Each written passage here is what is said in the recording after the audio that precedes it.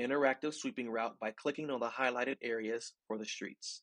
You can also view biweekly routes on the left side via a list breakdown. I'm going to use the interactive map, and I'll click this location, and it will show that there's a Friday sweeping route between 10 a.m. and 12 noon on the second and fourth Friday of the month, as well as a Thursday sweeping route between 10 a.m. and 12 noon on the second and fourth Thursday of the month. If I like to view this and understand it using the calendar, I can go back to the main sweeping page and view the calendar. This calendar is color-coded to help you understand when sweeping takes place. Blue is for the first and third sweep days. Green is for the second and fourth sweep days. Gold is for non-posted routes, street sweeping. And dark gray is city holidays when sweeping does not occur. Looking in February, we want to locate the green since we had second and fourth sweep days. The second and fourth Thursday and Friday of the month in February was Thursday, February 9th, Friday, February 10th, Thursday, February 23rd, and Friday, February 24th.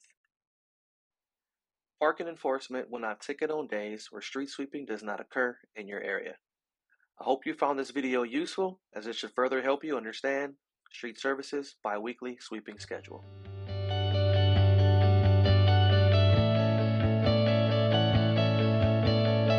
My father was Peter Suhu Sr., and he started Chinatown.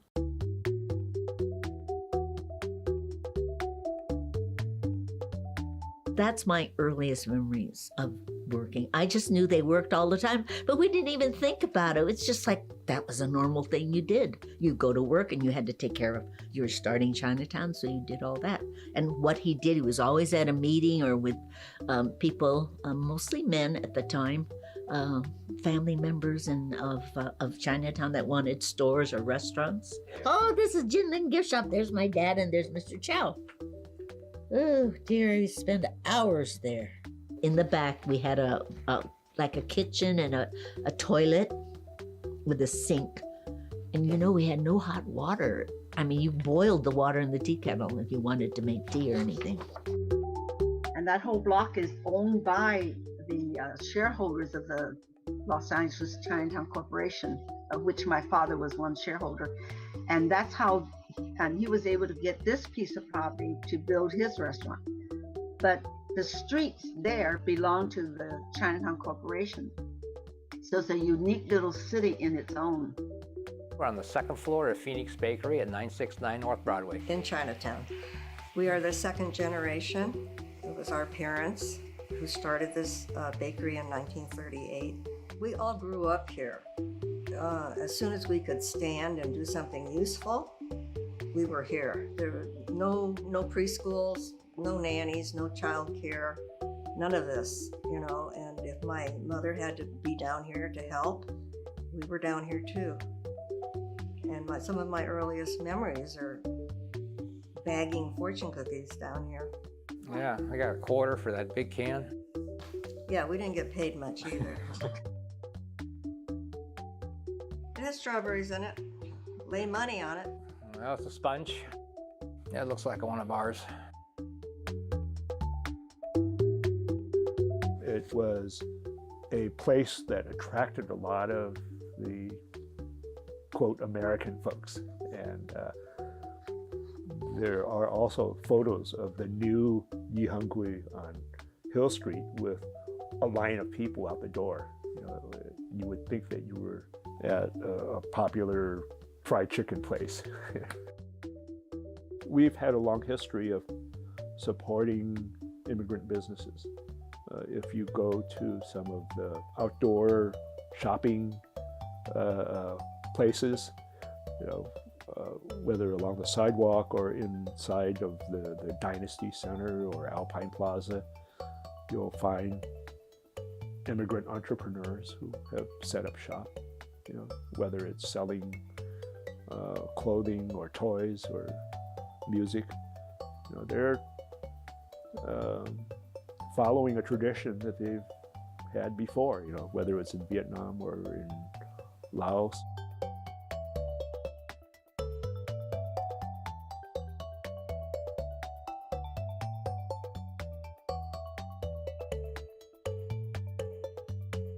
Did you know the average LA resident uses about 89 gallons of water each day? Challenge yourself to conserve. Turning off the faucet when you brush saves up to 10 gallons of water. Taking a 5-minute or less shower saves up to 15 gallons of water. Washing only full loads of laundry saves up to 30 gallons of water. And fixing a running toilet can save up to 50 gallons of water. Keep it in mind all day, every day. It's water conservation the LA way.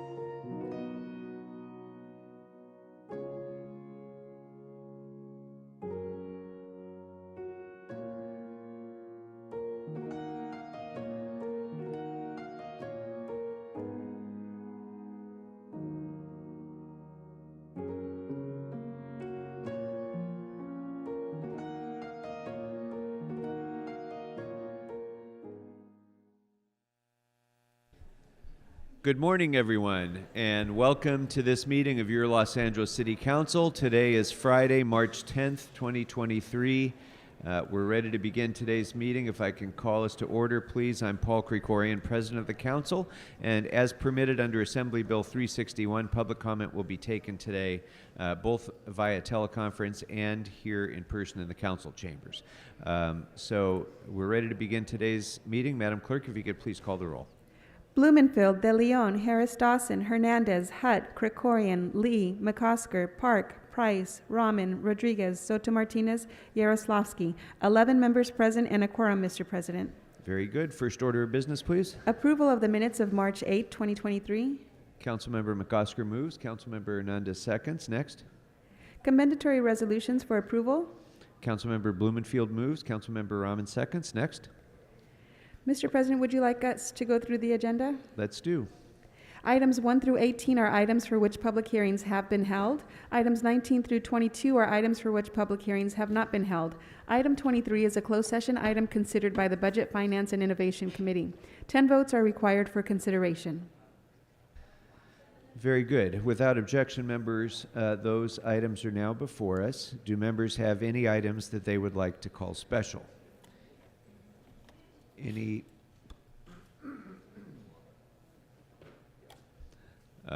specials on the right? I'm going to call item 11 special just for comments. Any specials on the right? Mr. Price, did you? Any specials on the left? All right. Thank you. With that, Madam Clerk, which items are available for us to vote on at this point? The Council may now vote on items 1 through 10 and 12 through 18. Those items are now before us. Members, I see no members wishing to be heard on those items, so let's go ahead and open the roll, close the roll, and tabulate the votes. 11 ayes.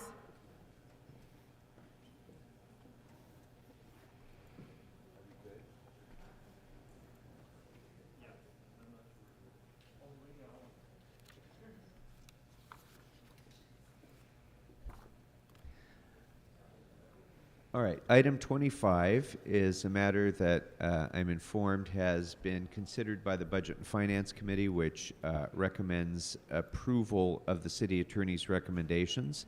Madam Clerk, if you could please read that settlement or that recommendation, please.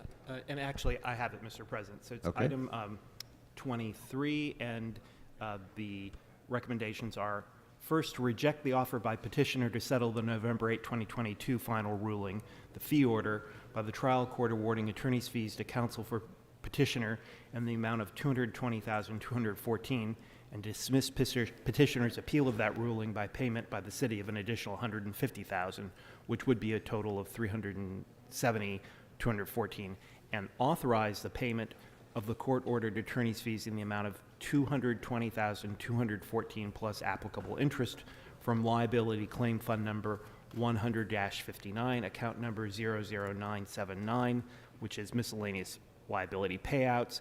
The demand drawn on the fund shall be paid as follows: the Silverstein Law Firm, APC, client trust account in the amount of $220,214 plus applicable interest, and authorize the city attorney to deliver the warrant payable to the Silverstein Law Firm APC client trust account, subject to the city's right to demand repayment of fees paid in the event the Court of Appeal awards lower amount to petitioner than the amount in the fee order. Very good, thank you. And I misspoke, that was agenda item 23. Yes. And I'd like to ask the chair of the Budget and Finance Committee, do you have any recommendations with regard to item 23? Mr. Yeah, no, we heard this in closed session, and we recommended as recommend approval of the recommendation. So if no members wish to take that matter into closed session, can we go ahead and proceed with a vote on item 23?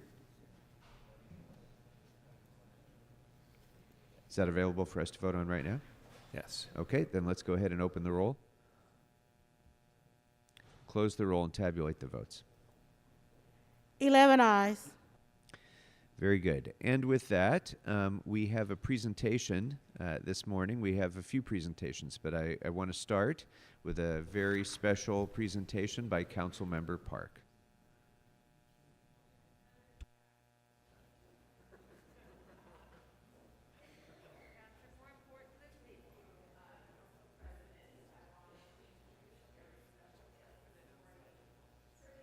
Flower she is named after. This is Chrysanthemum. She is about 1.5 years old.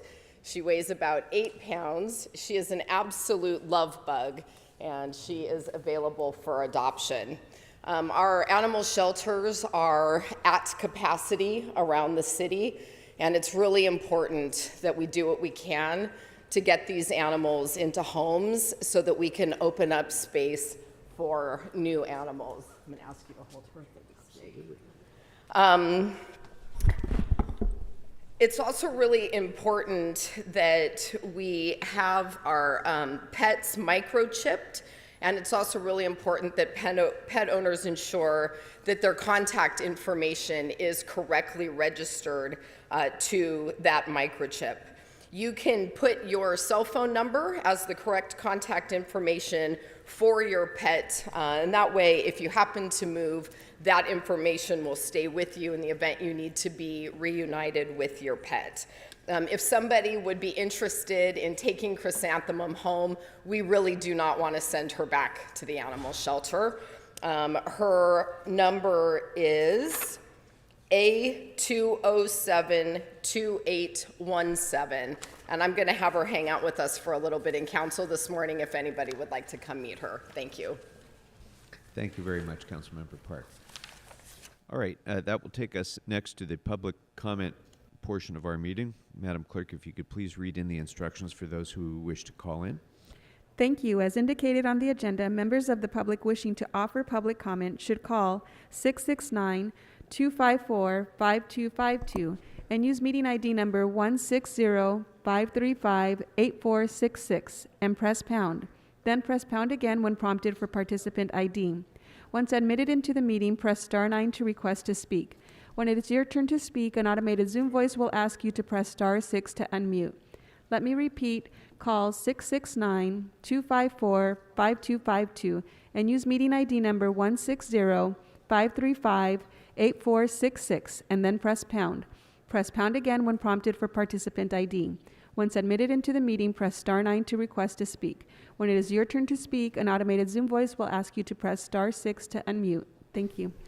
To members of the public calling in, when it's your turn to speak, please state which of the agenda items you'd like to speak on. You have 1 minute per item to speak, up to 3 minutes total, and if you wish 1 minute for general public comment, please speak to the items before beginning general public comment. We'll tell you when your time's up. When speaking on the agenda items, you need to be on topic. Our goal is to get through as many speakers as we can. If you're not on topic, or if we can't tell whether you're on topic, you're going to get one brief warning from me or the president. At that point, you really need to get clearly immediately on topic. If you don't, or you're against or off topic, unfortunately, you'll forfeit your speaking time and we'll move on to the next speaker. The items that are open for public comment are items 19 through 22. That's 19 through 22. You can speak to the other items or anything else within the subject matter jurisdiction of the city in general public comment. Now, as you were told, when it's your turn to speak, an automated Zoom voice will prompt you to press *6 to unmute yourself. If you don't do so, council staff will prompt you once more. At that point, you really need to press *6 right away, or unfortunately, we're going to move on to the next speaker.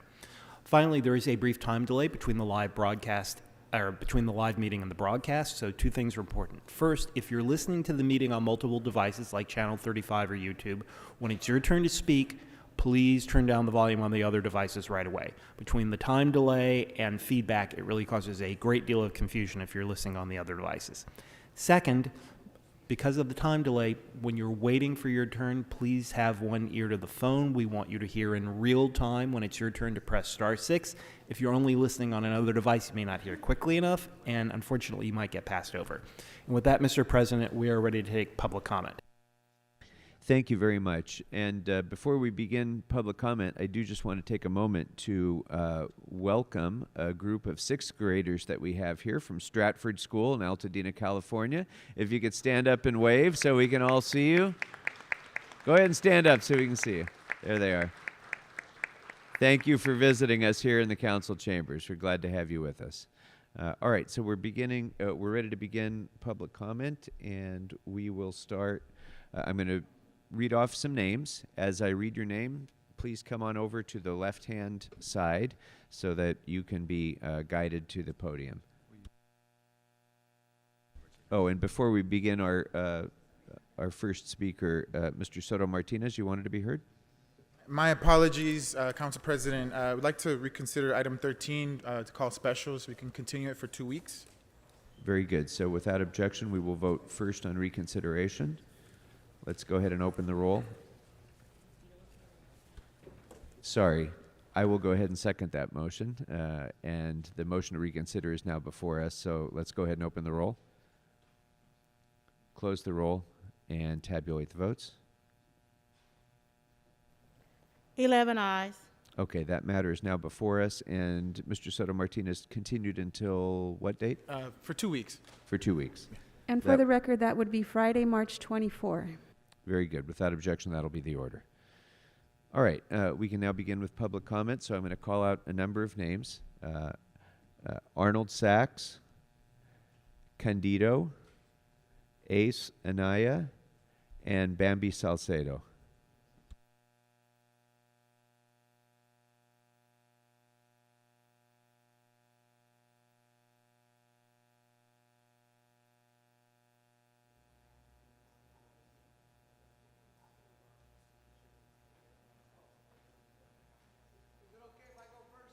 Absolutely.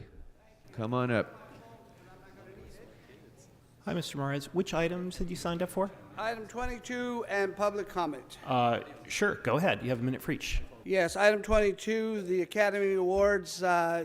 People have to realize that's a big money maker for us, and it puts the spotlight on this great city. And to the students from Altadena, it's nice to have you guys here. And I will go on to public comment, Mr. Sure. City Attorney. First of all, this morning as I was coming here, I saw a bus driver. He went out of his way to help this senior get on the bus, and it was amazing. He didn't know we were watching, but we gave him thumbs up because he went out of his way. So they don't get much credit, but I want to thank that bus driver for what he did. Secondly, the city attorney. There was a city attorney, a woman that was with these young kids, and that's what you need to remember, folks. That's the kind of person that we have here. Most of the people down here are like that city attorney. I apologize, I don't know her name, but she was a wonderful human being, wherever you're at. Thirdly, in regards to, I don't know if you folks know about Homeboys downstairs, but they are some of the nicest people. And Miss Hernandez shows up, and we talked about, wouldn't it be nice if our neighbors in the mountains are stuck up there, if we could bring a bunch of people from LA and help them, because what they need is manpower. And so, Miss Hernandez, I want to say it again, that it would be a great way for Homeboy to get out there with all their wonderful people and let the rest of the world know how good the people in your community are. Thank you, sir. Thanks very much, sir. Bambi Salcedo, Arnold Sachs, Ace Anaya, and B. Curiel, please. Hi. Good morning. If you'd remind us of the name you signed up under and which items you signed up for. Oh, I'm sorry. I thought it was somebody on the phone. No. Good morning, council members. My name is Bambi Salcedo, and I am with the Trans-Latino Coalition. Thank you so much for the opportunity to address you this morning. I want to just bring attention about who we are as an organization and what we do to the amazing people who are transgender, non-conforming, and intersex people here in the city of Los Angeles. The Trans-Latino Coalition in 2022 was able to provide services to over 5,000 people who walk into our doors. Right now, we are moving into the new direction of our organization, and we are asking City Council to please allocate resources and monetary resources for our community. We are in the process of building a state-of-the-art center located in Councilmember Soto Martinez's district, and we really need your support to allocate $20 million for the next 5 years for a trans wellness equity fund. Thank you. Thank you. Thank you very much. B. Curiel, Ace Anaya, Arnold Sachs, and Byron Jose, please. Hi. If you'd remind us of the name you signed up under and which items you signed up for. Yes. Hi, my name is Ace Anaya, and I'm signed up for general public comment. Please begin. I'm a lifelong resident of CD 15, and I currently work and live as CD 10. I'm a coordinator of public policy at the Trans-Latino Coalition, and I work in advocating at the state, county, and city level politics that will empower the transgender, gender expansive, and intersex individuals through direct budget allocation. I advocate for budget allocation, especially as the rise of violence against TGI people and extremists are on the rise across the nation.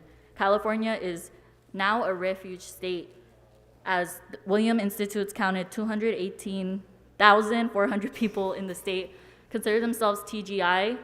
We can only imagine, in 2015, 2016, we can only imagine what that number is going to look like for the state of California. And as LA is one of the most progressive cities in the world, we should be ahead of the game. We should advocate for our communities.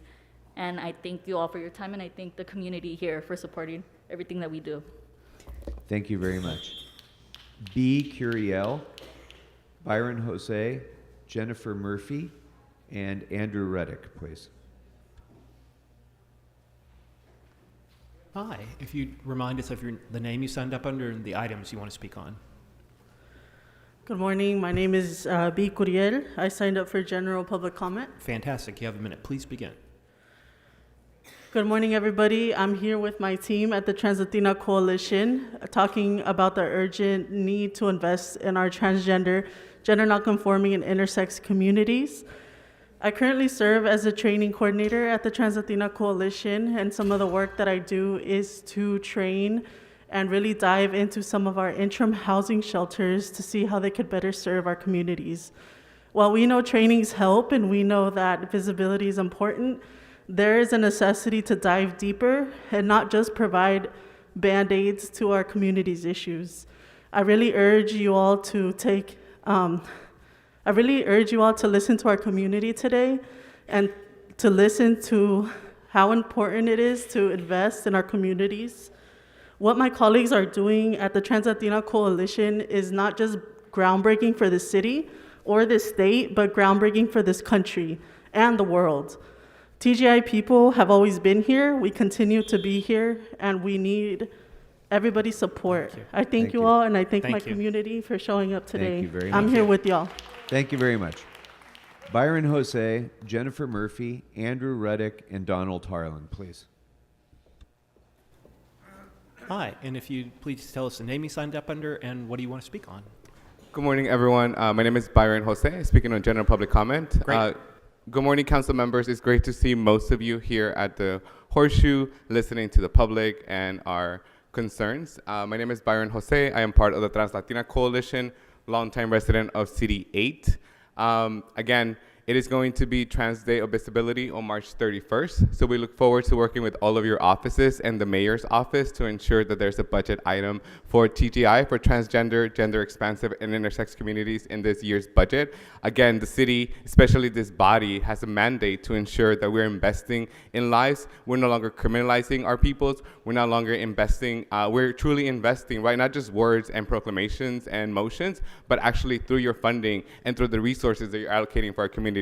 Aging population, immigrants, youth, folks in the arts. And again, we look forward to continue working with all of you, your support, and this city to truly take a stand and show models, not just legislation that attacks trans people and erases trans youth, but actually supports their lives and invests in their lives. Thank you. Have a good day. Thank you.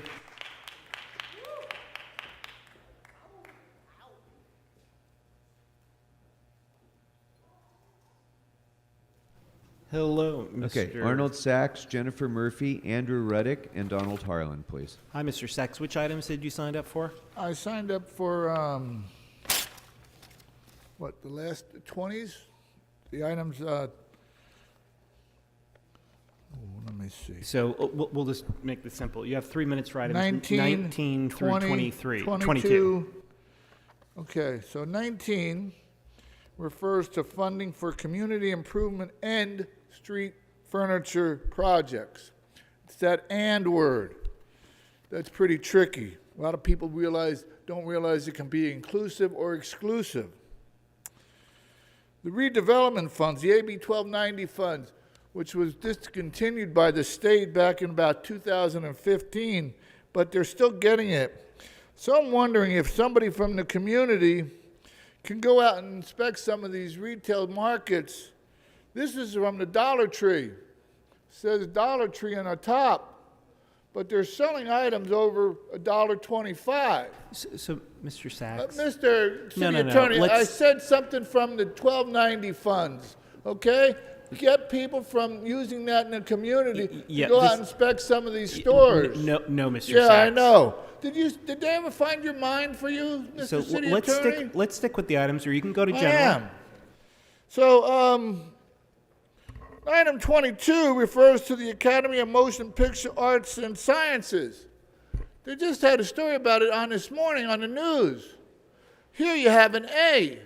There you don't have an A on the newspaper, on a TV station.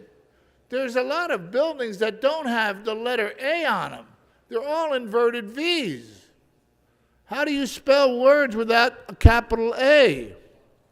I'm just curious. You know, I get curious about that kind of stuff. Item number 20. Wait a minute. Excuse me. Oh.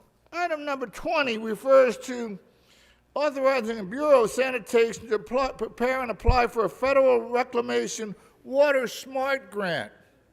What's the difference between a Water Smart grant, which grants are for like 20 years? Did you know that, Mr. City Attorney? Grants last for 20 years. They had a situation in Santa Monica about that. And this says Water Smart. What's the difference between Water Smart and Smart Water?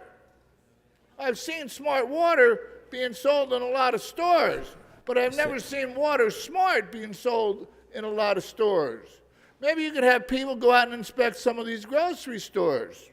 I don't know. I'm just asking. Just asking. Let's keep going, Mr. Sachs.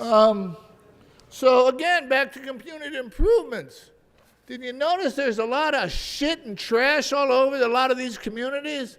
There are places where they're piled like 3 feet high and about 12 feet long, filled with trash. There's an increase of homeless people. This letter says the county states 69,000 people. 69,000 people. I get public comment. Yes, go ahead. Oh, okay. So this letter came from the county March and April. 69,000 people living on the street. This letter states from May and June that the state is imposing a $55 million fines against L.A. Care. That's LA Care. That's one of the biggest care providers. We've closed down MLK Hospital. You closed down Mid-City Hospital. You closed down Robert F. Kennedy Hospital. Where are people supposed to go if they're sick? And let's not forget that this council was the only council ever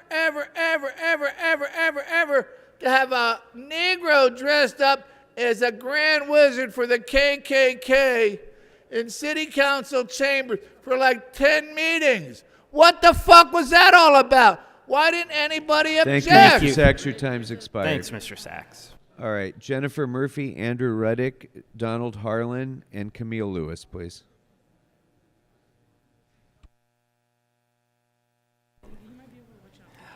Hi. So if you'd remind us of the name you signed up under and which items you signed up for. Hi, I'm Jennifer Murphy, and I'm signed up under public comment, sir. Great. So please begin. The floor is yours. This is to challenge the parking zeitgeist. Where do you start when you feel you need to challenge an entire zeitgeist? We have serious problems with the parking situation. Monday, March 13th, the temporary parking policy at City Hall East is set to be discontinued, leaving hundreds of workers scrambling and desperate to find accommodations. No feasible alternatives have been offered, and the prices at potential nearby lots exceed what we can reasonably ask low-wage workers to pay. Even in cases where workers can afford nearby lots, it's not safe to traverse downtown Los Angeles in the dark early hours of the morning. Workers are expected to pull a parking solution out of thin air while the city itself has not taken any actions to provide realistic solutions. By failing to provide enough parking, we've effectively been dumping some of society's most persistent and irksome problems, traffic congestion and transportation pollution, on our most vulnerable workers, and expecting them to magically resolve those problems without adequate resources or tools commensurate with the scale of the challenge.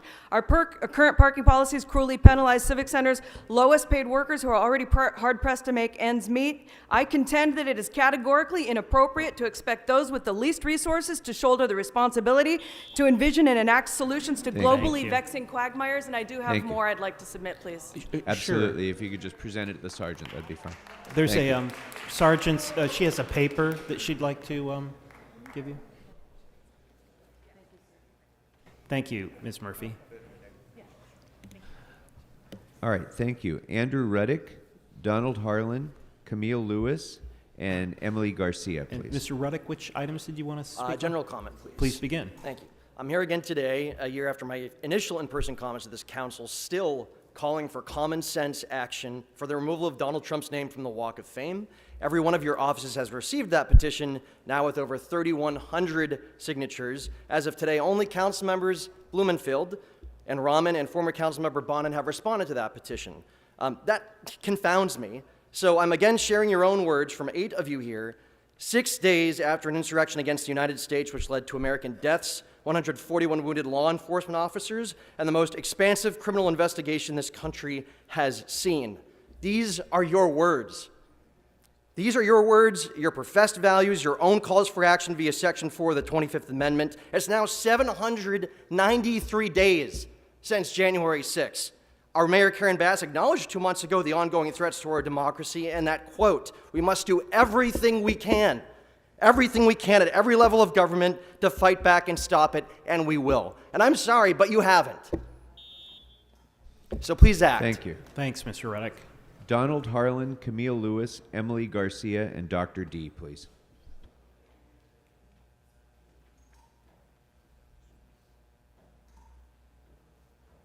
So, Mr. Harlan, which items had you signed up for? Okay. Oh, thank you, Sergeant. Hi, I'm Donald Harlan. I'd like to speak on agenda items number 2, 3, 6, 8, 11, 12, 13, and 22. General comment. Okay, so all the items you picked aren't open as items, but you can talk about them in general, so we'll set the clock for a minute. Please begin. Yeah, why is LA Housing Department losing money? I want you guys to know that you guys overexpanded. You guys can't even afford what you guys are illegally claiming in a housing department. Also, the Academy Awards, those guys don't need money for an award show. They don't even have any movies in there. They have the award show 2 or 3 times a year now. It's just an award show. There's nothing in there. None of those guys deserve anything anyways. Why is the mayor sending people to neighborhood councils? They should get a statement. Why are they worried? Why is the mayor worried about that neighborhood council? Are they trying to get something? That's agenda item number 8. The Budget and Finance Committee's report, the City Attorney Dispute Resolution Program, do not give the mayor or any city politicians any power. You do not let them restate something that's already known to be in the government in order to claim it. Agenda item number 2 and number 3. LA Housing Department loses $3.5 million, So Mr. Harlan, and then they lose $3.7 million in the thanks, quarter. Mr. Harlan. Thank you. Got it. Thanks, Mr. Harlan. Thank you, Mr. Harlan. Camille Lewis, Emily Garcia, Dr. D, and Johnny G, please.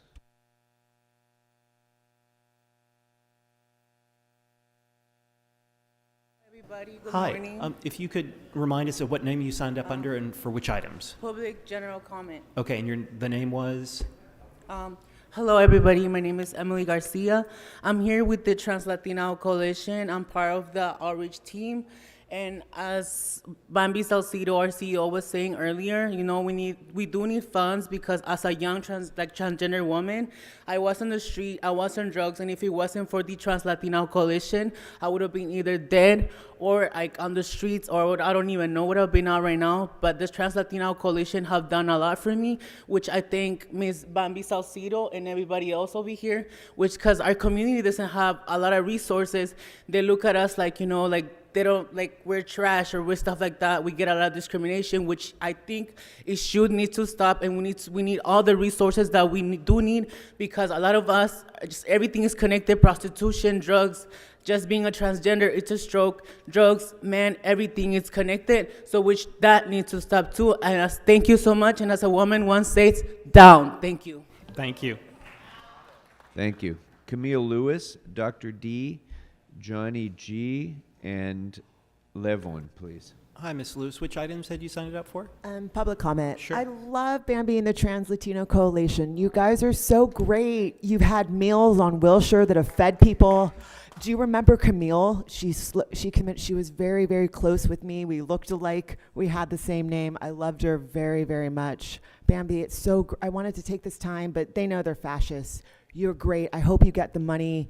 And I'm going to visit Camille's grave today. And you did so much. You helped so many unhoused women. That beautiful woman right there in the back is unhoused. I brought her into City Council chambers to get out of the rain. Bambi, you do so much for so many. Thank you. Sincerely. Thank you. Thank you. Dr. D, Johnny G, Levon, and Loretta, please. Hi, Dr. DeMont. Which items did you want to speak to today? General public comment. Please begin. Yet again today, Tracy Park. She's supposed to be representing me up here. My district, all she does is cuddle with kittens. You know, and then treat houseless people in my neighborhood like dirt. Absolutely like dirt. Okay? And this council, arresting someone for simply speaking their mind, making them go to jail, being released in the middle of the night in a dangerous neighborhood, we had to call in the National Lawyers Guild. They are observing you now.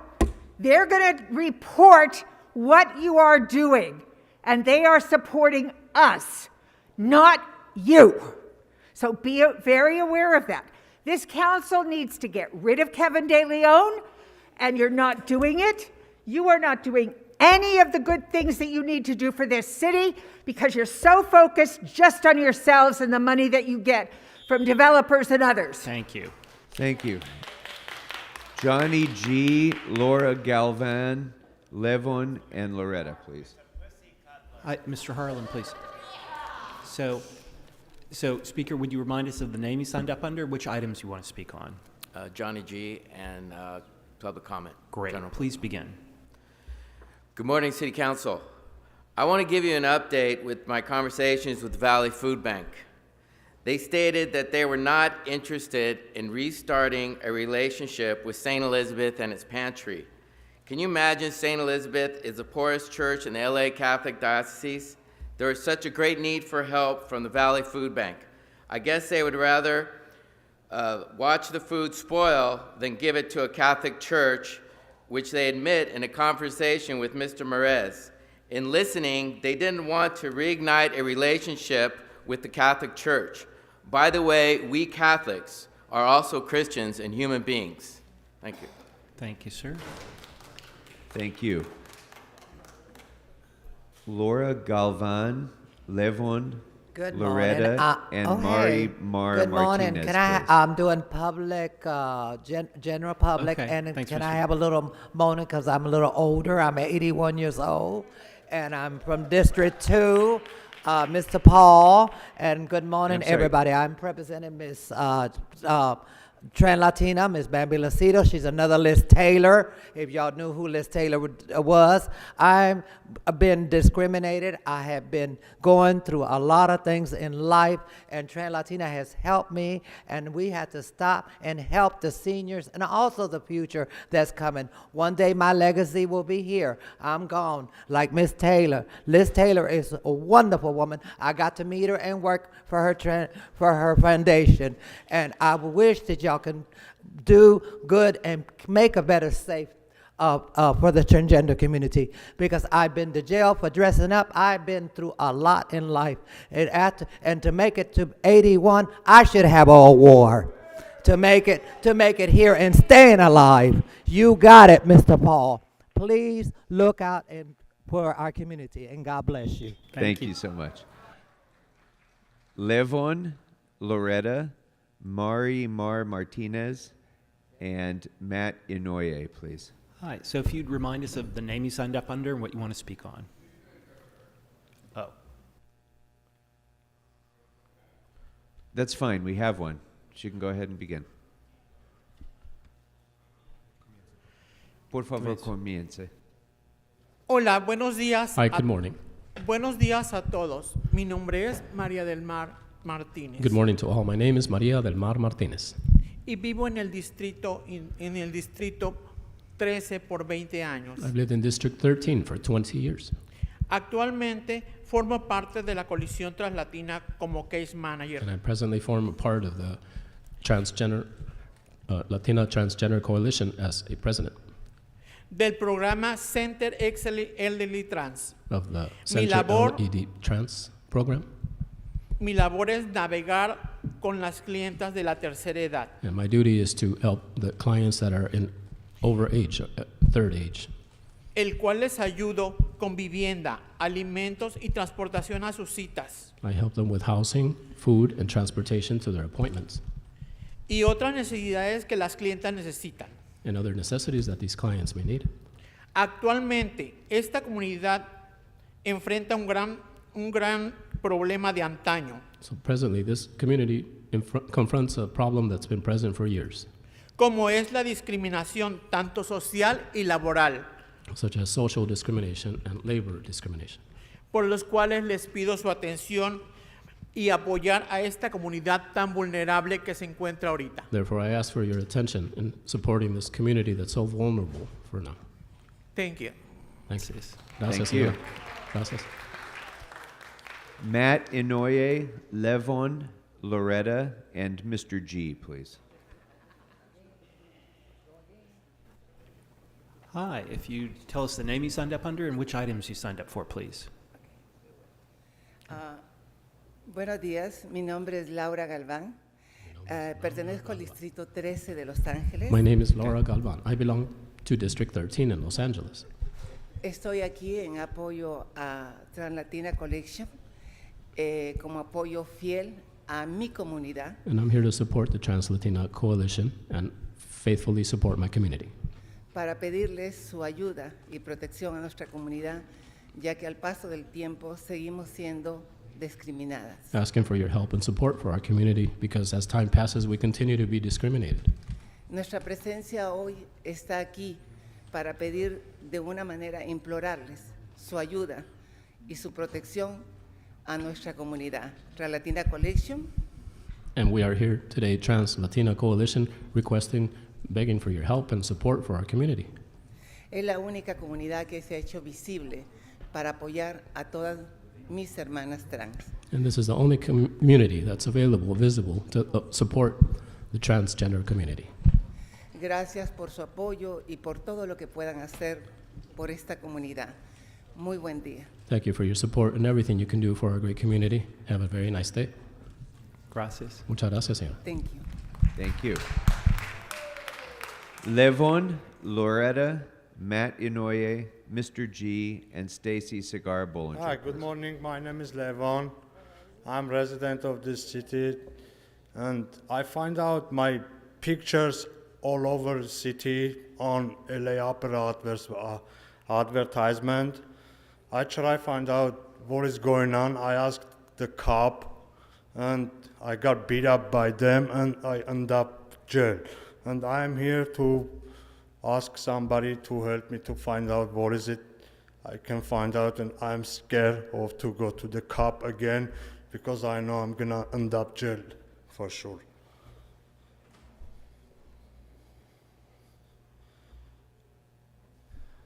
All right. They hold me in the jail 18 months, sir. Okay. We'll have a staff member come down and chat with Thank you, sir. you. All right. Loretta, Matt Inouye, Mr. G, and Stacy Cigar Bollinger, please. Now that you call me again, I love that you call me again, Paul. Now keep doing the good work, honey, and Thank you. let's help my community. Sorry, Because I'm sorry. an old girl. It was my. Well, you did Thank call you. me. Okay. Sorry about that. Okay. Matt Inouye, Mr. G, Stacy Cigar Bollinger, and Stacy Spencer, please. Hi, which items General you signed public up for? comment. All right, general comment. Sure. Okay, so I see KDL is not here, thankfully. If Paul, if you were actually doing your job as a unifier, if that's actually the case, he won't show up today because you're already doing your job of getting him off his council. So I'm going to assume that if he shows up today or any time else, you're not actually a unifier and you're not actually trying to help the city heal. Yeah, so once again, I see you were scared to have the kids in here during public comment. You removed them right after, you rushed them out right after after the name of the person who you secretly arrested on Tuesday came up.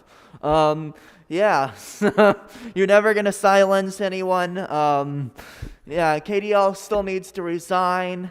He just had his new scandal today that came out today. Him, using his influence to, get things passed, lobbying at a place he worked for. Thank you. Matt Inouye, Stacy Segarra Bollinger. Mr. Harlan, please don't shout out. Please don't shout out, Mr. Harlan. You had your chance to speak, and we need to hear from other people as well. Matt Inouye, Mr. G. I'm sorry. Matt Inouye, Stacy Segarra Bollinger, Stacy Spencer, and Celestial Moreno Luz, please. Mr. Inouye, which items did you want to speak on? This is for general public comment. Great. Please begin. Good morning, council members. My name is Matt Inouye. I'm 24 years old, and I work for Trans Latina Coalition, doing some policy work with their team. I'm really here to tell you all that we need bold action, and we need it now. The trans, gender nonconforming, and intersex community is under attack nationwide. The community needs more resources, support, and especially funding for the TGI community. It's absolutely imperative for all council members to consider having a conversation with us to see how you all can serve your TGI communities in your council districts. I strongly urge the council to consider allocating funds for this upcoming budget to organizations like ours to better serve the community. I'm also going to take a moment to remind the council that the violence you see against us on TV is really going on in the city. Thank you. Thank you.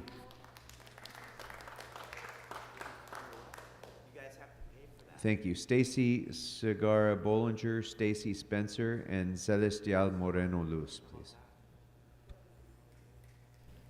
Hi, if you'd remind us of the name you signed up under and which items you want to speak on. Hello, my name is Stacy Spencer, and I'm here just to use my voice in regards of the senior transgender community, how they have a need, because being a senior, well, I'm 55, but being older and getting older, there's a lot of help that is needed in our community. And fortunate for me and for others, we have Bambi, who is a part of the Transgender Latina Coalition, and they help, but there is more help needed. There is funds that need to be given to give them a space and a place to feel safe and off the streets, and to meet their concerns and their needs, because there is a need. There is a need, and it is needed desperately. Thank you.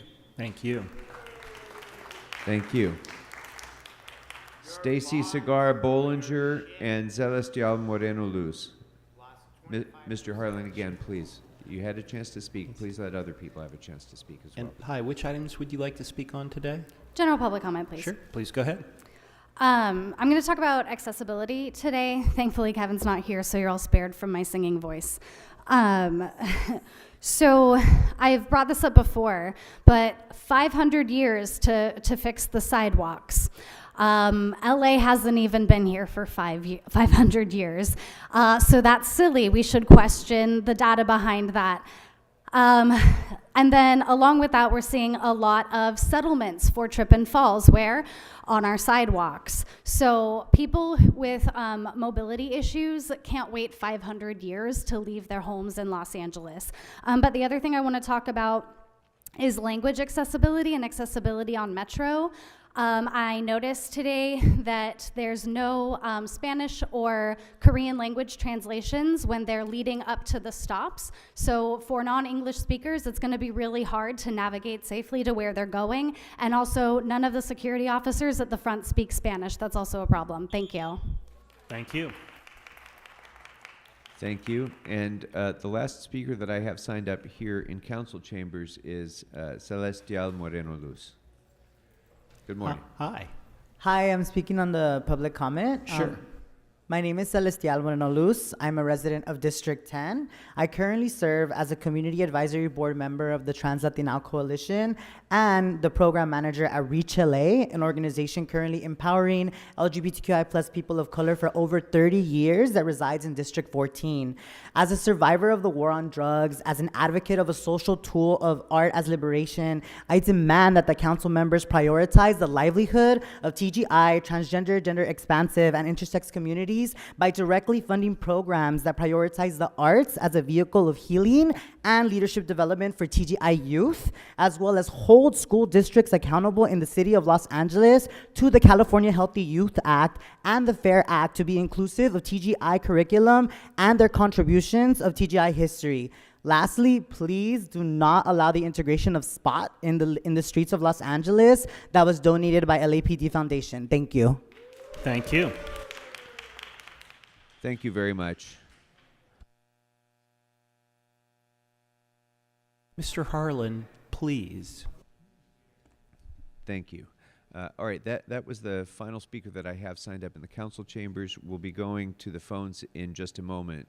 We have a presentation first, but before we go to the presentation, I just wanted to take a moment to recognize another special guest that we have who's visiting with us today.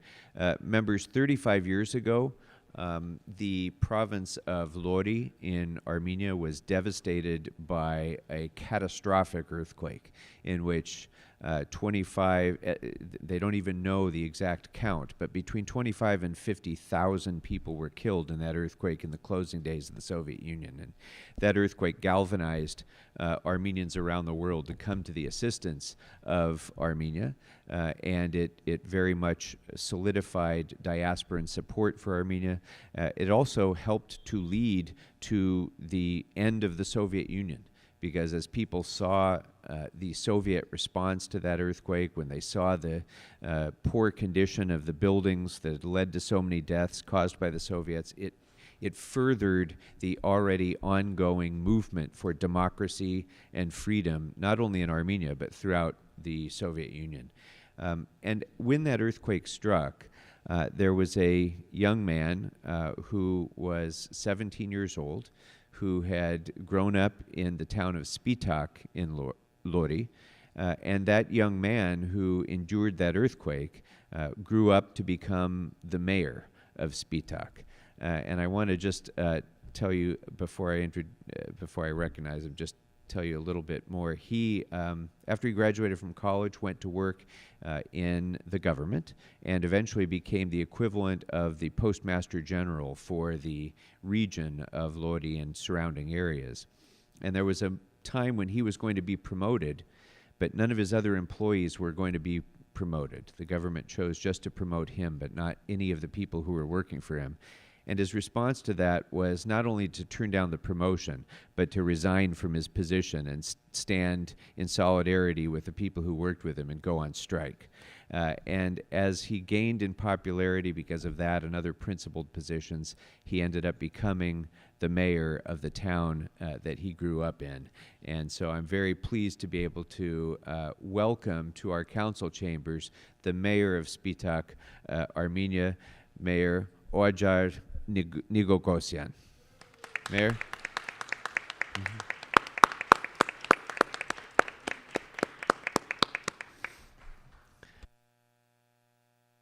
Thank you for being with us. And next, I would like to recognize Councilmember Harris Dawson to introduce our next presentation, please.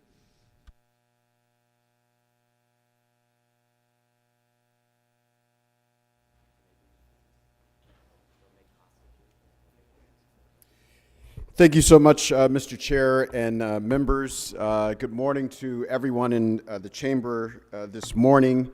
I am being joined for this presentation by Council Members Price, Council Member Hutt, and Council Member Soto Martinez. This presentation marks a very important anniversary for a cultural milestone and key moment in the history of this city. 30 years ago, the great actress, playwright, and director Anna Deavere Smith premiered at the iconic Mark Taper Forum the play Twilight. Twilight chronicled the 5 days after the 1992 civil unrest. Those of us who were around for the civil unrest know that one of the many things that happened during the civil unrest is the media quickly tried to make heroes and villains and paint with very broad brushes what was happening in our city. And Ms. Deavere Smith went and interviewed 300 Angelenos, African Americans, Latinos, Anglos, Asian American folks, business owners, activists, labor leaders, ministers, shop owners, and got a full picture of how this big and cataclysmic event impacted our city. It was the first or one of the first viral videos in our city's history, showing Rodney King there on the side of the freeway in the San Fernando Valley being beat.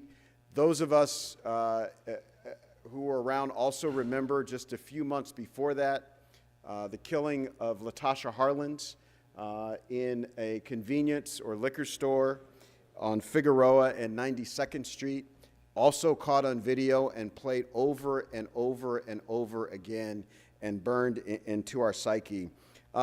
Those of you who've been around the council for a minute know that I hold culture in very high regard and hold artists as the people who really drive social change, who create understanding between people, who help us bridge our differences. And so we're very excited that on March 15th, that play will come back to the city of Los Angeles at the Center Theater Group downtown, and it'll be there for several weeks. And so we invite everybody to come, especially the generation of Angelenos that were in cradles during 1992 or still on their way to be with us. And so I want to take a moment to hear from our my colleagues, and then we'll hear from the men and women that are putting on the performance this time. And so we'll begin with Councilmember Price. Thank you, Councilman, for bringing this to our attention and this anniversary celebration. Very important in all communities around our country. But today we're gathered here in remembrance of the 1992 LA riots, which occurred some 30 years ago and left a critical stamp on racial and civil unrest within our local society. The production of Twilight served as an outlet to discuss the impact the riots had on South LA in a real artistic manner by compiling anecdotes from nearly 300 testimonies of those who witnessed or simply reflected on the significance of the riots. Anna Smith's groundbreaking theater piece wasn't Tony nominated just for any reason. She personified the persistence of several opposing impressions, including public officials like former LAPD Chief Daryl Gates, Congresswoman Maxine Waters, a nameless juror on the Rodney King police trial, and Korean business owners whose establishments suffered as a result of the riots, and various other victims that were subjects in South LA. As we acknowledge 30 years into today's time, people are finding their voices in the fight against those atrocities then and now. People are proudly taking a stance on what they believe in. And in this production, we see the diversity of how the riots have affected our community members into our present-day lives. The LA riots were a revolutionary time of perseverance against police brutality, and unfortunately, this complexity in our American history is still one in progress. The unnecessary use of lethal force against our people can never be tolerated. However, we continue to rise as one while acknowledging our history and our present. Each of us have the tools to protect the most vulnerable. Bend towards justice and the change of our black and brown communities is really what we need to see. After decades of unfounded prejudice comes fresher energy being felt throughout the air, healing the past and giving life to the future. So today I'm proud to reminisce upon outstanding works of Smith's Twilight, which has encouraged us to examine all aspects of involvement within the riots that compelled us to move forward in a righteous direction. And just as an anecdote, let me just comment, I certainly remember the riots very poignantly. I was serving as the district director of Councilman Farrell in District 8 at that time. But it was the intense scrutiny, not just of the police, but of public sector, public involvement in the public sector that really prompted me a year later to run for election on the Inglewood City Council in 1993. And I was certainly driven by what had occurred the year before.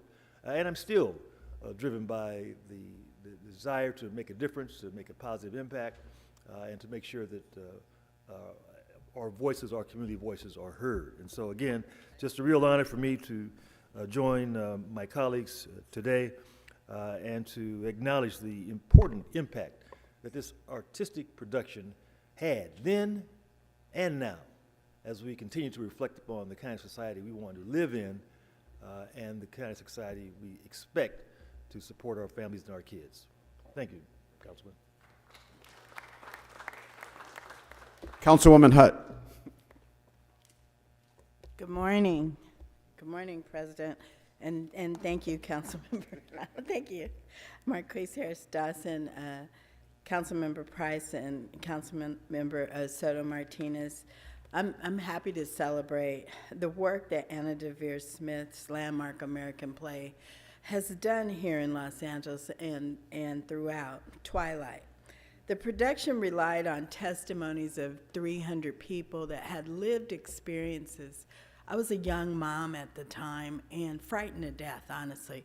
When we heard the verdict, it was a big surprise. And it really changed where we are in Los Angeles, where people honestly weren't going to stand for it anymore. And for Anna to have the presence of mind just a short year later when it was still really raw, to go out into the community and talk to over 300 people with various lives, just like my colleague Kern Price and Harris Dawson just talked about, is remarkable, because you got an opportunity to talk to folks that experience from different parts of life. And this is when we see art becoming history. We see in this instance that we can learn from this history, and we appreciate all the work that you've done to identify the pain and the divide that Los Angeles was in, and then as we learn from it, how we can make change.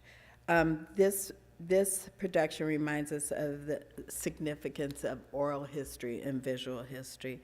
And I want to thank Anna Deavere Smith, the Center Theater, the diverse cast of Twilight for 30 years of doing this work, and how important it is, and how important it is to learn from this history.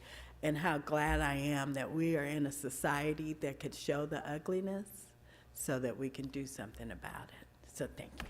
Thank you. Thank you so much. Councilmember Soto Martinez. Yeah. Thank you so much, Councilmember Harris Dawson, Councilmember Hutt, Councilmember Price, and all the folks here from Center Theater putting this on. You know, I'm proud to be a part of this presentation. Many folks know I grew up in South Central Los Angeles. I was a young boy. I was 9 years old when the uprising happened. And, you know, I learned about this play many years ago, and it really captured the oral history of everything that happened. I remember my third grade teacher, Miss Armstrong, a black teacher, making this part of the curriculum, talking about it, the importance of it, and my schoolmates mentioning it, saying, you know, we're gonna win. and the anticipation that came in the lead up to that verdict, only to be found that 4 officers were acquitted. What ingrained in me and in many of the members of my community is that because you were poor, because you were a person of color, you didn't deserve justice. That even if the evidence was undisputed, you did not deserve it. The collective frustration and anger that resulted from that, we know all about it, we heard about it. But we didn't hear the oral history of many folks, and we're gonna, hopefully folks have a chance to go see this play, to hear the first-hand accounts of this. Now, I received a story from my dad about a few years ago. My he's a very cagey person. Over years, he's gotten more open, and he told me what he did during the uprising. So I didn't know this, right? That during the time, his black friend, Mike, came to him and says, hey, you're a street vendor. You have your truck. You have all the produce in there. Right now, people are afraid to leave their houses. They don't want to go out. You should sell here in the community. Now, South Central was already a food desert. So my dad, every single day, would go to the produce section of the city of Los Angeles, it's right here around the corner, stock up, and would come back to South Central, load his friend Mike on the truck, and together they showed that solidarity, and together they were vending to the people who were in need. It's a wonderful example of when you live in South Central. It doesn't matter if you're black or brown or white. There are some white folks in South Central, believe it or not. More now than before. We needed solidarity, that we were all together, we needed to be together. And so, if we look back at the history, we can see a lot of beautiful, positive things came out. I like to point at the emergence of community coalition. They were already established, but it gave them a reason to now fight to make sure that the liquor stores wouldn't come back to South Central. Anthony Thigpen created an agenda now called SCOPE. And so as we look back on the 30 years, and I hope everyone goes see this play, can remember and look back at our history, that what was then is still now. And we've done a great job. We've done a great job of moving our society forward, but those elements still exist. But as I've said many times over the last few months, I am the most optimistic that I've ever been in my life, because of what we're building, what this council represents, with the partnership of the mayor, that we can truly lead our city in a much more prosperous and a place that has just as in its forefront. So thank you all to the folks curating this incredible event, and I hope folks go out and check it out. Thank you. Thank you so much. Another round of applause for our members of the council. This event truly shaped political life in this city for a generation, and continues to be burned in our souls and in our memories, and help set a marker for what we have the possibility to become. I want to bring to the mic now Tyrone Davis, who's the artistic director. He will introduce his team and the folks that are putting on this play some 30 years later. Tyrone Davis. Thank you so much. My name is Tyrone Davis. I'm the associate artistic director at Center Theater Group, and I am just humbled for this moment. I just want to say we're honored on behalf of Center Theater Group, the great Anna Devere Smith, and all the artists working on Twilight. We just say thank you. The artists are right now in tech working on opening night next week, so they send their deepest appreciation for this moment of recognition. 2 of our theaters are just down the street from City Hall, and we play a role in the economic engine of downtown. And producing this seminal play with such deep roots in community really necessitates civic engagement in every step of the process. So this proclamation is deeply meaningful. Thank you for recognizing the power of art and the power of storytelling. This play certainly came at a time where we needed healing, and I think it's similar to this moment we're in right now. So we certainly want folks to come out to the theater to experience the play and to be in conversation. We work really hard to be a part of the fabric of this city in terms of the shows we produce and the work that we create. So here's a chance for us to be in dialogue together once again, and we hope to be able to join that with you. So we hope to see you at the theater. Thank you for this moment of recognition. And just a quick moment to highlight a few things that's happening with this show in particular. We will have over 3,000 students and community members seeing this production of Twilight for free. through our student matinee, Blackout Night, and other accessibility programs. 600,000 Angelinos have come back to the Amundsen Theater, the Mark Taper Forum, and the Kirk Douglas Theater since we reopened in 2021. We partner with over 200 schools, libraries, service organizations, and other nonprofits each year to provide free access to theater at each of our venues and through our education and community partnerships programs. So again, thank you for this honor. I am deeply moved as an Angelino myself and a person who experienced this moment in our history firsthand. So thank you very much. Oh, our team, I want to make sure I introduce our team. We have Kiyomi Emmy, who was here when the show first premiered on our stage in 1993, and Camille Shankin. Amen. Thank you so much. Another big round of applause for our folks at the Center Theater Group. It's exciting that folks have come back so strong after COVID and are keeping our memory alive. And if there are no more comments, Mr. President. Actually, I just, if I might, Mr. Harris-Dawson, I just wanted to take a moment to thank all of you because Twilight is not just about the history of Los Angeles, it's also exceptionally relevant to the moment that we're living in now. And what I think is one of the most important aspects of it is its fearlessness. In the aftermath of the riots, I was a member of the Webster Commission. And the Webster Commission, of course, evaluated police response to the unrest, and which needed a lot of review, obviously. And one of the things that we did is we went out into the communities all across the city to hear from people about how they perceived the police response to what had happened. And what Twilight captured in a way that few other forums did was what I experienced in that process, which is that there were people all around the city who were absolutely certain about the accuracy of their perspective of what happened, and they were completely 180 degrees different from what other people in the city how other people in the city reacted to that exact same circumstance. And it was a reminder to all of us, I think, that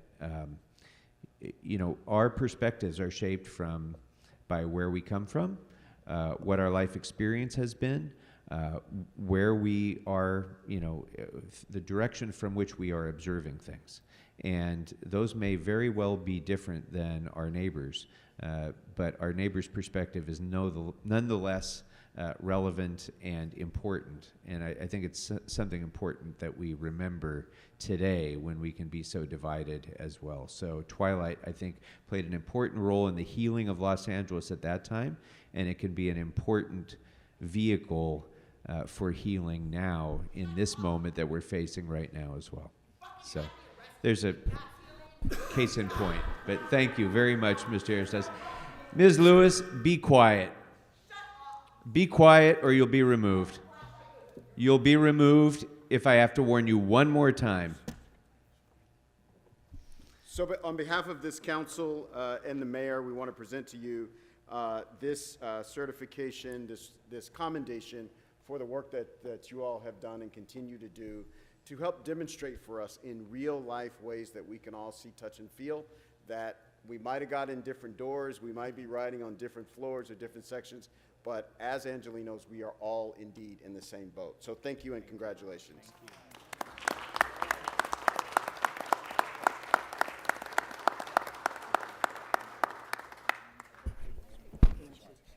Thank you all very much. All right, that will take us next to our return to public comment on the phones. So if we're ready, let's go ahead and take the first caller, please. First caller, which items would you like to speak on? Yeah, all items and general public comment. All items and general public comment. Sure. So you have 3 minutes for items 19 through 22, and then after that, a minute for general. So please begin. Okay, great. Item 19, I hope, Ms. Hutt, this is a great idea, but I hope you will make sure that the furniture being purchased, is not up against the curb, but back from the curb to protect people waiting for transit from vehicles that could easily hit the furniture. Also, please choose furniture which could not be co-opted into shelter for homeless people. Put the money for homelessness towards housing, and street furniture to be used for commuters. I know that you get that, but I felt it needed to be stated.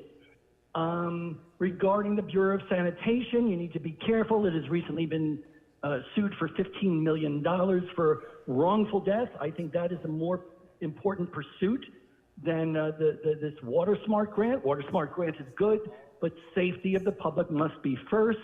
The attention should be focused on the $15 million wrongful death suit that I wrote about at Daniel Gus, with 2 S's, danielgus.substack.com. Item number 21, the fire department. Well, you know why you're having a shortage of firefighters? Because, as I wrote this week at danielgus.substack.com, Daniel Gus with 2 S's.substack.com, you have a cheating scandal. Just like the cheating scandal at the fire department you had a generation ago, just like the cheating scandal you had at the fire department in the 90s.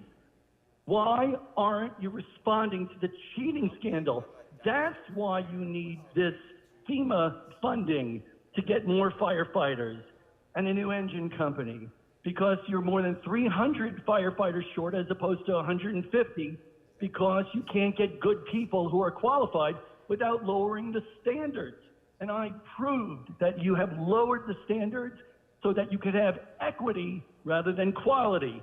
The public deserves the best firefighters, whether they're a purple elephant, a lesbian, a straight male, black, Chinese, straight, heterosexual.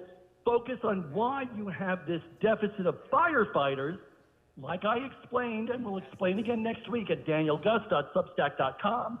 That's why you have this shortage of firefighters, because you have a cheating scandal. Monica Rodriguez has not responded to my questions about the cheating scandal. Paul Krikorian hasn't responded to my questions about the cheating scandal at the fire department. And Karen Bass, our new mayor, has not responded to my questions about the cheating scandal at the fire department. That's why you need this money. That's why you need new firefighters and a new engine company, but you're not getting to the root of the problem. I'm going to go on to general public comment. Sure. Okay, general public comment. Council members, I'm going to explain how and why next week at danielgus.substack.com, why and how the cheating scandal at the LA Fire Department worked. But you have a much bigger problem there. On the week when you celebrated International Women's Week or International Women's Day, the LA Fire Department and the LA Police Department are covering up a serial domestic violence abuser in its command staff. This isn't conjecture. I'm not saying alleged. I'm telling you it happened because I saw the recordings. I saw in your command staff, I'm telling you on public right now, you have a homicidal threatening, a suicidal threatening member of the command staff at the LA Fire Department, and it's not alleged. I saw the video firsthand. Rodriguez is ignoring it, Krikorian is ignoring it, and Karen Bass is ignoring it. I'm going to write about it at danielgus.substack.com. Thank you.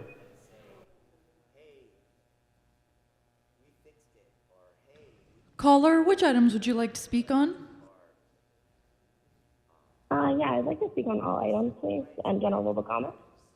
Sure. So you have 3 minutes for items 19 through 22, followed by a minute for general. Please begin. Yeah, so for item 19, excuse me, I'm getting over a cold.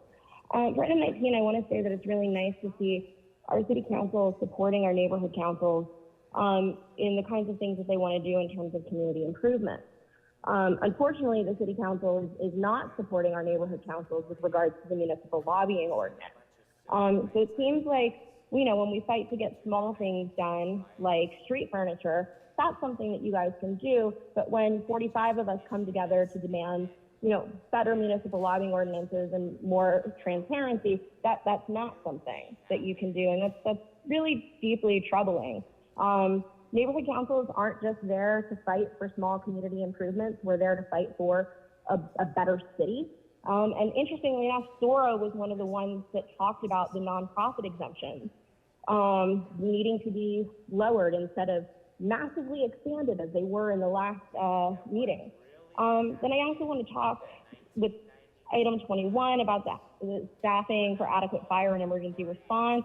You know, that seems fine, but you know, it's really important to remember that unions don't always just advocate on things that have to do with their contracts.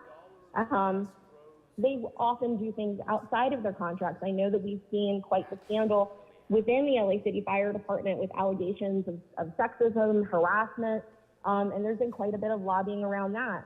And if we exempt unions from the municipal lobbying ordinance, then we lose all that kind of data, which would be really unfortunate and is a blow to public transparency. But I'll move on to general public comment. Okay, Today, a story broke in the LA Times where Councilmember Kevin De Leon, dead to rights on 1090 violations. And we have to remember that Kevin De Leon was running for mayor. Who would have Kevin De Leon appointed to the Ethics Commission? Because under what you're proposing, Kevin De Leon could have put a de facto lobbyist on the Ethics Commission. Who would Kevin De Leon, as mayor, put on the Housing Commission? Would it have been somebody from AIDS Healthcare Foundation? Because that's what he could do, a de facto lobbyist. You guys are not thinking like bad guys with regards to this, and you need to be. Because every exemption that you open up for the so-called good guys, you do for the bad guys. And lobbying around housing issues doesn't mean just lobbying to get people into affordable housing. It also means lobbying by slumlords trying to hide the conditions of their apartments. And that is all stuff that you guys would be willing to exempt under the 501c3 and 501c5 exemptions put forth by Paul Krikorian. It is short-sighted, and it doesn't look at what neighborhood councils are demanding for this city, which is a better, more transparent. Caller, which items would you like to speak on? Hello, I would just like to speak a general public comment. Sure, please go ahead. My name is Michelle Gallagher. Okay, hi, it's Michelle Gallagher speaking for myself. I'd like to echo Jamie's comment and just highlight that the MLO, the municipal lobbying ordinance changes, have been under attack from what the neighborhood councils and other people have wanted. And today's story about Kevin De Leon just kind of highlights that what's been cited as the reasons for these changes are just really either false or not going to work. I mean, we can see exactly that here we have a nonprofit, wouldn't have had to follow the strict procedures, and with a huge consequence. And I really hope that this puts to rest this trend to gut the MLO. It's not what we want, and we've seen proof today, along with other times and other instances, but this is a big one, that what we really need is what we originally wanted. Thank you. Thanks. Caller, which items would you like to speak on?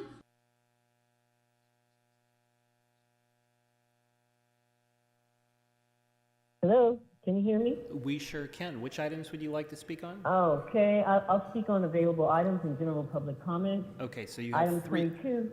Yeah, 19 through 22. Please I begin. Okay. Item 22 is for the acceptance of $350,000 from the Academy of Motion Picture Arts and Sciences. While I'm not speaking directly to Mr. Martinez because I support his policies, I believe that this motion and other motions like it should be voted no and abolished until the citizens of the city of Los Angeles are treated like human beings. This motion is not as bad as his corrupt and racist city council's attempt to cram a $278,000 oppressive Black community surveillance LAPD robot dog down our throats like they did on Wednesday, but it is still not what the people of Los Angeles want and deserve. And that is for the resources brought into the city of Los Angeles to be used exclusively for the benefit of the people of the city of Los Angeles, as opposed to the Academy Awards, and robot dogs designed to create more oppression and homelessness for the people of Los Angeles. I demand that the Black Coon politicians on this corrupt city council, Price, Hutt, and corrupt Marquise Dawson, vote no on this motion and start to represent our community instead of big businesses like the Academy Awards, the racist and murderous LAPD, and racist 4118 motion that evict homeless women from freeway underpasses. This $350,000 and motion should go to services to the people in the form of housing assistance for the 16,000 homeless women on the streets of LA. 16,000 homeless women. This motion should contain language that would take this $350,000 into the motion along with the $278,000 that racist Asian John Lee, LAPD, Tracy Park, and Paul the Dictator Krikorian want to give to the LAPD to buy a robot dog designed to create more oppression and homelessness for the people of Los Angeles. The $350,000 in this motion should be reworded so that the funds will be used to promote women's health and welfare and prosperity, as all the grinning, teasing, feel-good clowns made in their racist LAPD Tracy Park and Karen Bass Worthless and Meaningless Women Month presentation on Wednesday. What a disgrace it is that our corrupt and worthless, incompetent government is collecting funds for a Dolby Theater Academy Awards event while 16,000 women are homeless and sleeping and dying on the streets of Los Angeles without shelter today. The $350,000 of this motion can be used to shelter women since it is Women's History Month. Paul Krikorian boasted Wednesday about there being a record number of women in the corrupt government, but there is a record number of 16,000 women homeless. This motion can and should make history.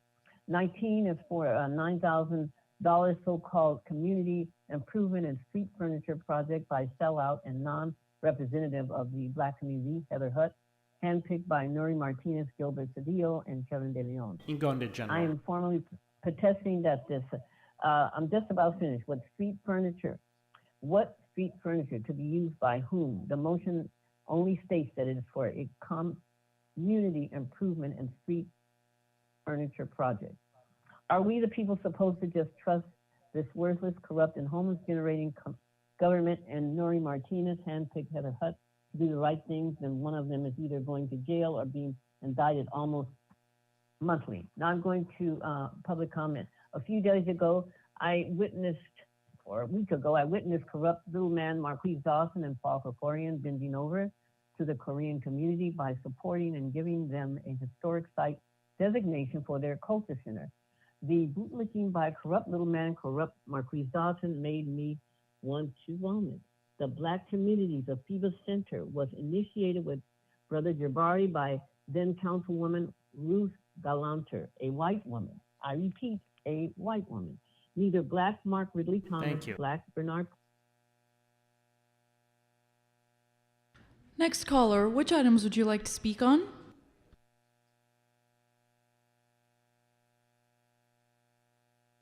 Morning, Favo. Can I speak on items 23 in general public comment? Absolutely. So you have a minute for each. Please begin. Oh, sorry. 23 is a closed session item. We already voted on that. So do you just want to speak in general? Sure. And I would just say, even though you voted on it, Kevin De Leon showed up, and under state rules, he still does have to recuse himself and announce that recusal. Given Charter Section 222's appearance standard, any council member on this body can ask the city attorney to opine as to whether he must recuse himself, which is something that Councilmember Krikorian has done for quite some time because he represented guests in the 90s. Councilmember Blumenfield recused himself from any item related to the Discovery Cube, even after his wife left the board for a 5-year period. And I would just note that the news article today really does show that Kevin De Leon violated state and LA Municipal Code conflict of interest laws in that year after he took office. And under that, I think we have a pretty damn good case that he could be removed from office under Charter Section 207. That would have to require a court's determination, but I think this is something we should look to. Your excuses for being powerless to get this guy out of office have gone out the window. He voted on 2 items immediately after he took office related to somebody he was getting income from. What the fuck is going on? Caller, please. Caller, which items would you like to speak on? Thank you. It's Eric Preben. I'll speak on the available items and a general public comment. So you have 3 minutes for items 19 through 22. Please stay on topic, and then 1 minute for general. Please begin. Sure, I'll try to stay on topic, thanks. 19, let's see. Well, here you have absolutely no information, just community improvement and street and furniture projects. Several speakers have raised that. I think a standard should be, at the very least, we should know who's going to be the provider, like a not-for-profit or a neighborhood council, specific, who they're going to, where the money's going to go. I do appreciate that Heather Hutt was put in by Nuri Martinez and didn't really get elected, but this is a community that has been virtually overtaken by Danny Bakewell Industries. So it's probably going to him or one of his not-for-profits, but you need to disclose it. That's the important part. And street furniture is catchword for ripping us off mostly. We don't want dumb pilot projects that don't really apply to people getting good, safe transportation. Item 20 is the Water Smart. And whenever I think of Water Smart from Bureau of Sanitation, I think of Matt Hale over at LADWP because that guy was very, very smart. Nuri used to say it all the time. Matt Hale was one of the smartest guys she ever met. He did leave the Krikorian side just before he became president. And he failed to get us the mayor's water insight reports, which I think we still have to get, Paul. So take this as a CPRA. We would like the city council Can we stick with the items, Mr. Previn? Sure. 22 is the Academy Awards. Well, let me go back to 21 because I wanted to, first of all, thank Blumenfield and FEMA both for this item. This is extremely important, and we're going to get 12 positions for the fire department. And what I would propose is that we make all of those positions women, and preferably women of color or other underserved communities, because we have a terrible, terrible problem. We do have a chief who's very nice and a member of the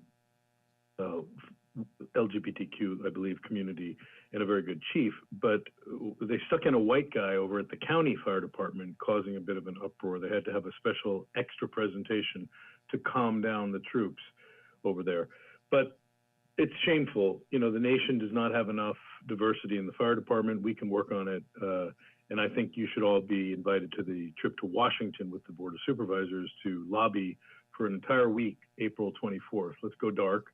Go to Washington and spend a lot of time just cuddling around with all of the federal sources of money. Thank you, Blumenfield. You're doing a great job. And FEMA is a little brand that Blumenfield has nursed along over the pandemic, and we are doing a great job on getting FEMA reimbursement. So I want to thank the CAO for everything he's done there. Now, are we almost at general? Because I want to get to... Let's go to... Yeah. Well, the AIDS healthcare situation in Kevin DeLeon, of course, is a very, very interesting issue. When you read the article, he comes off like a guy who's trying to put people inside and doing whatever he can. He did take money from an organization, but he wasn't elected at that time. And I don't know. I was listening to Rob Kwan, who seems smart about these things, but he's also desperately trying to get Kevin DeLeon out, which I understand. I don't know. I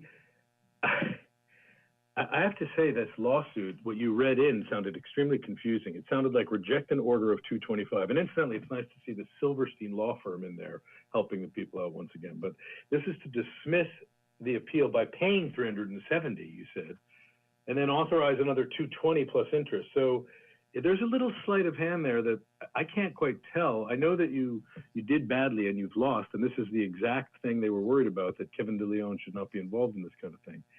But I don't know. You've managed to leave just enough information to provoke the curiosity. I'm sure Liam Dillon and the crack team. Thank you, Mr. Previn. Caller, which items would you like to speak on? Hello, item number 20 and general public comment, please. Sure, you have a minute for each. Please begin, speaker. Thank you, Mr. Fauble. Ms. Fauble, so item number 20, yes, I'm definitely in support of the Water Smart grant. We definitely need water in the city of Los Angeles and throughout LA County and other city jurisdictions. I am a big fan of water desalination, and I do see that this item does mention water desalination and recycling. The good thing about Los Angeles is that we do have access to the ocean where we can produce water desalination, where we can produce water from desalination. And the good thing is we're not landlocked. That's the good part about it.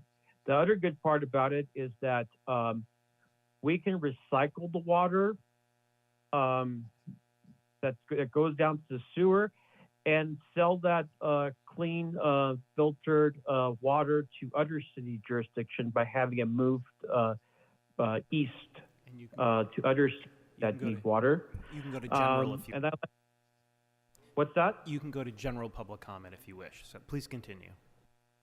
Yes, absolutely. I do want to say that it's great that we have item number 20. The only problem that I'm worried about is having some environmental activists or some extremist group filing a lawsuit to stop the construction of a water desalination plant. That's the only problem you're going to run into, and I hope we don't have to deal with these folks, because these folks don't understand that our cities desperately need water. And the good thing about water desalination plant is California Governor Newsom is absolutely in favor of having water desalination plants being built in the state of California, north and south. And I definitely would strongly support having water desalination, especially when we have farmers that need water to water their crops so they can produce fruits and vegetables that we eat every single day. Thank you. And that's about it. Thank you. Thanks, Speaker. Next speaker, please. Caller, which items would you like to speak on?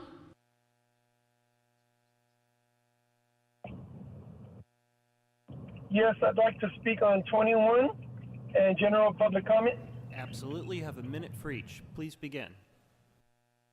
Yeah, 21. I do believe that a lot of firefighters will be applying for the city again now that we got rid of the COVID testing for them. So I hope that goes forward for them and they come back to us. We really need them.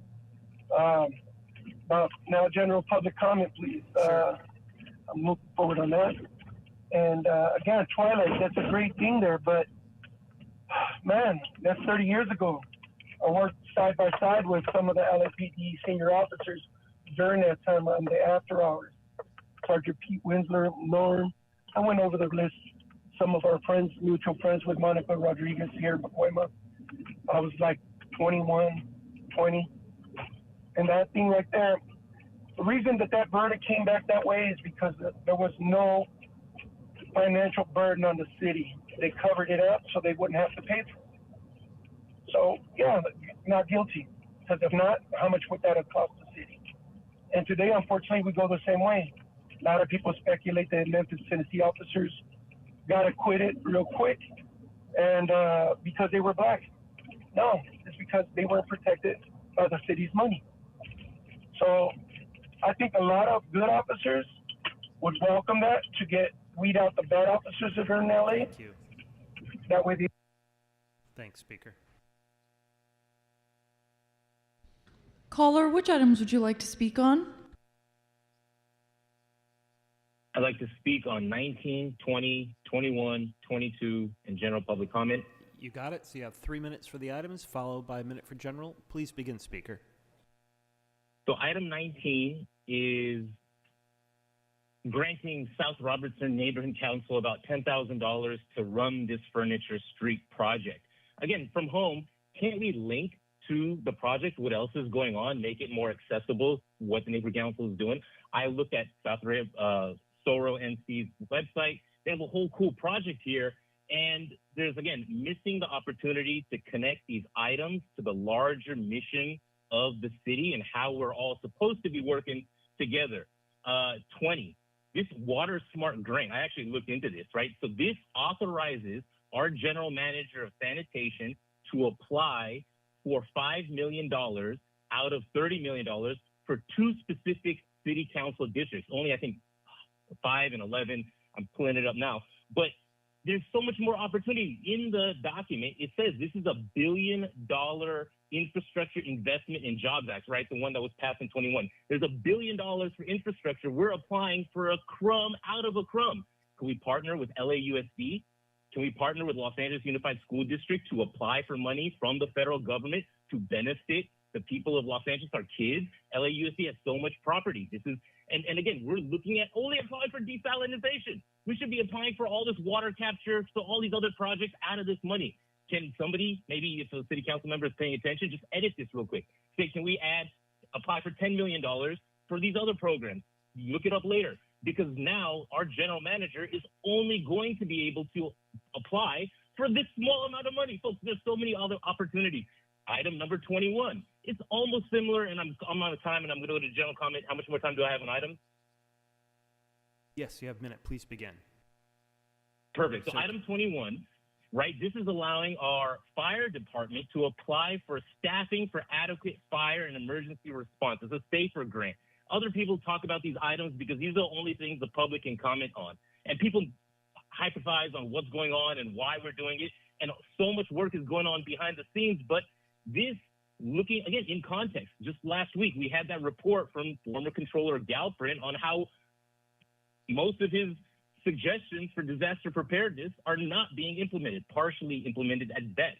I couldn't comment on that. People can't comment on these things because of all these things. Just link to it through the city, like overlay. Even right now, I can't tell. Okay, thank you. It is updated. I can see that you're in the public on the YouTube. You're updating which item the public is commenting on, but I don't know which ones we can comment on just by tuning in. Again, it's so disconnected from what's going on. But this is another one. For fire emergency response, partner with LAUSD. We can make that connection pretty easily. This is federal money. There's other places where if we put our heads together, there's people who want to get this money for us, for our kids, for our school, but too much stuff goes on. You can go into general if you comment. want. Yeah.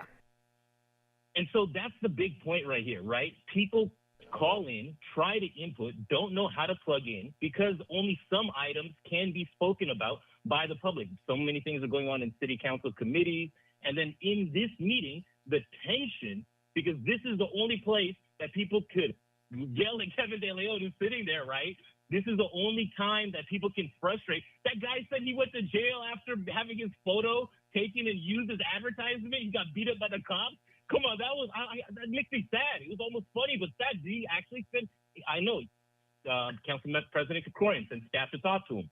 So again, using this as an opportunity to talk to the city of Angeles, the Angelinos, the city of Los Angeles, and City Council District 6 special election to replace Mary Martinez, Van Nuys, Panorama City, Sun Valley. That election's happening. Look for the ballot. Vote for Antoinette Scully, Antoinette for LA.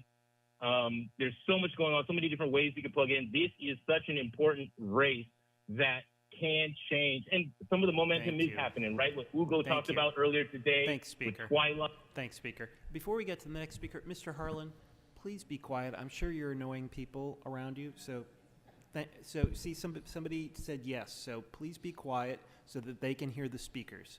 Next speaker. Ms. Lewis, please. Please. Caller, which items would you like to speak on?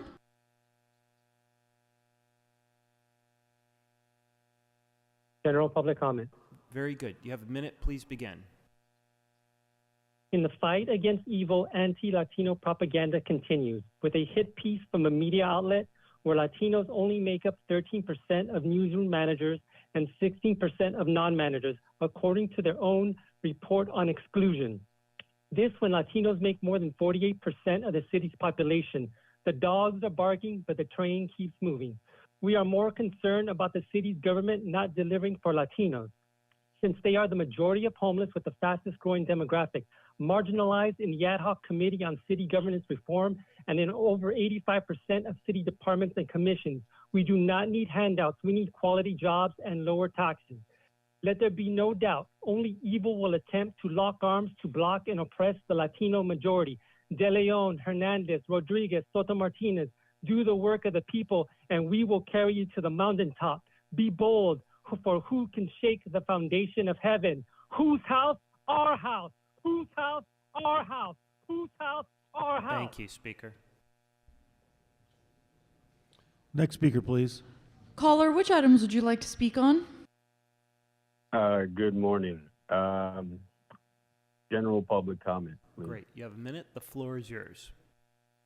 Yeah. First of all, solidarity and love to Bambi and the trans community who made it out today for an important proposal to get a trans LGBTQ plus community funded. I hope people on city council will vote for that. That's a no-brainer. Secondly, I wanted to touch on the lovely story that Krikorian mentioned today about the mayor from Armenia.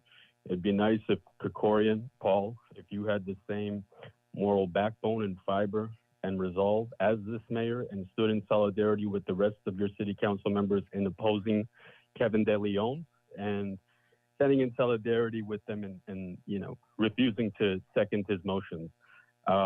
Same goes for you, Traces Parks. And with the few seconds remaining on my shot clock, I wanted to just say, if the suffragist movement was happening today, Paul, you would be arresting those same organizers, and Traces Park would be calling the police on them for disrupting Thanks, media. Speaker.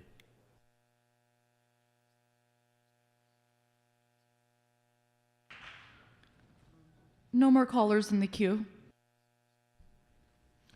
Okay, well, we have taken public comment, so I'm going to close the phone lines and we'll close public comment on all items. Council members, we are now able to vote on some items, I believe. Madam Clerk, which items are before us at this time? The council may now vote on items 19 through 22. Okay, any comments, members? Seeing none, let's open the roll, close the roll, and tabulate the vote. 12 ayes. Okay. Next item, Madam Clerk. The council may would like to consider item 11 called special by Councilmember Krikorian. Council President Krikorian, any comments on 11? Thank you very much, Mr. President. Just briefly, I wanted to raise this issue because, members, as you know, the California State Legislature in 2008 enacted the first film and television production tax incentive, which helped to stop some of the bleeding that this state had of film and television jobs that had been going to other states and other countries. The governor has now proposed a state budget that includes funding for the film and television tax credit program for 5 more years. That will be an investment that will produce massive dividends of jobs and economic activity for the state, but also for this city. And so I'd ask that you support this resolution in support of that budget appropriation. Okay, members, any other comments? President asks for an aye vote on this matter. Let's open the roll, close the roll, and tabulate the votes. 12 ayes. 12 ayes, that matter passes. Madam Clerk, what is before us at this time? The council has motions for posting and referral. Okay, those matters will be posted and referred. The desk is clear. Okay, members, do we have any announcements on today, Friday? Mr. McCosker. President, members, I have an announcement in our continuing series of town halls in the 1-5. We are tomorrow at 10 a.m. having the Harbor Gateway Town Hall. We're going to have it at 186th Street School. Principal Aguilar is hosting us. We're looking forward to our Harbor Gateway family coming on out for some brief presentations and then discussions. So thank you very much. Thank you. Any other announcements, members? Councilwoman Hutt. Thank you. Council members and audience and folks on the phone, I'm proud to announce in the 1-0 in the Big Ten that we are hosting a career fair. The Los Angeles City Department of Public Works will be hosting a career fair along with our office at the Michelle and Barack Obama Sports Complex on March 16th, so that's next Thursday, from 9 a.m. to 3 p.m. The address is 5001 Obama Boulevard, 90016, Bring your resumes. There are opportunities available, and what better way to lift our city than to give folks good union jobs? Thank you. Thank you, Councilwoman. Any other announcements, members? Councilwoman Park. Oh, yeah. A few folks have expressed interest in adopting Chrysanthemum, and so we are going to ask Jake to stick around with the kitten so you can spend some more time with her, but I have a really good feeling that she's going to go home with someone in this room today. Thank you for allowing us to have her in council today. Okay, well, thanks for bringing her to join us today. Any other announcements, members? Okay, let's stand for adjourning motions, please.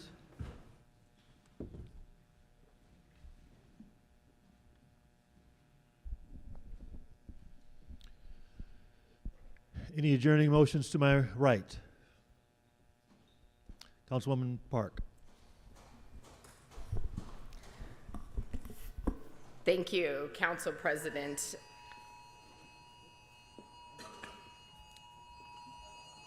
Uh-oh.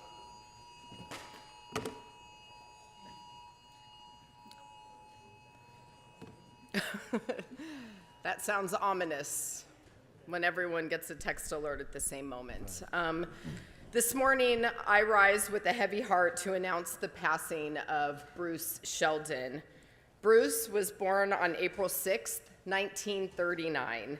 He was a resident of Playa del Rey, an active member of the Howard Hughes Retirees Association, and treasurer of the board of the Playa Vista Institute. He earned his bachelor's degree in chemical engineering at Wayne State University and subsequently earned a Master of Science in Chemical Engineering and a Master's of Business Administration at the University of Southern California.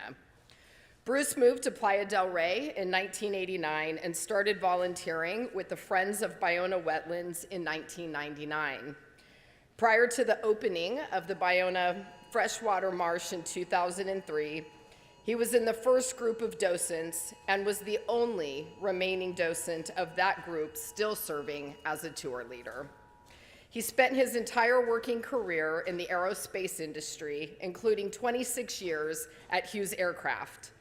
His focus within the Playa Vista Institute was the era when Hughes Aircraft owned and operated the site. Bruce is survived by his two sons, Brad and Greg Sheldon, and Greg's two boys, Bryce, age 17, and Davis, age 14. Bruce passed away on March 1st, 2023. He was 83 years old. May he rest in peace. Thank you, Councilwoman. Any other adjournments? Either side? Okay, members, let's go out and make it a great weekend and be safe and sane and see you back here on Tuesday. This meeting is adjourned.